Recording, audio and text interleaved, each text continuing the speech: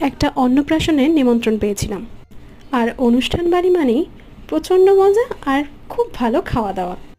ডেকোরেশনটা কিন্তু খুব সুন্দর হয়েছিল, ফুল, বেলুন, সমস্ত কিছু দিয়ে। স্টার্টারে বেবিকর্ন, ফিশ বল, পকোড়া, আর তাছাড়া যেগুলো টুকিটাকি থাকে অর্থাৎ কফি, ফুচকা, এগুলো সমস্ত কিছুই ছিল। মকটেল কাউন্টারের সামনে ডিজেও ছিল।